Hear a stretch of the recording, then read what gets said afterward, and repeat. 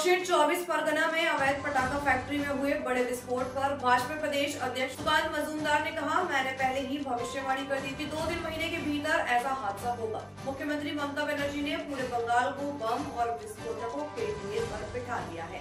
स्वतंत्रता के बाद पश्चिम बंगाल में इतना अक्षम गृह मंत्री कभी नहीं देखा होगा। দেখুন, আমি তো আগেই ভবিষ্যৎবাণী করেছি। আমার পুরনো যে সমস্ত রেসপন্স আছে আপনাদের লাইব্রেরি থেকে খুঁজে বের করে চালান। আমি তখনও বলেছিলাম যে ঠিক 2-3 মাসের মধ্যে আবার এই ধরনের ঘটনা ঘটবে।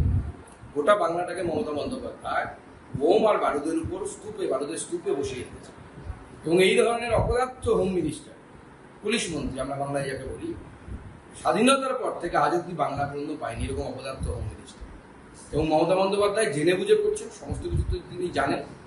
এত বড় বিস্ফোরণ ঘটলো, তার মানে কত সেখানে বিস্ফোরক ছিল, সেই বিস্ফোরক এত পরিমাণ বিস্ফোরক সেখানে জমা হয়, আর আপনার গোয়েন্দা বিভাগ জানতে পারেন না এতটা অপদার্থ? নাকি আপনি গোয়েন্দা বিভাগকে চোখ বন্ধ করে থাকতে বলেছেন কারণ আপনি জামাতের লোকেরা যাতে এগুলো করতে পারে? এর তদন্ত হওয়া উচিত। এনআইএ তদন্তের জন্য আমি হোম মিনিস্টারকে লিখবো এবং আমি চাইবো যে এর সঠিক তদন্ত কারা এর সাথে যুক্ত। গোটা দক্ষিণ 24 পরগনাটা, আর এখন এই মুহূর্তে উত্তর 24 পরগনা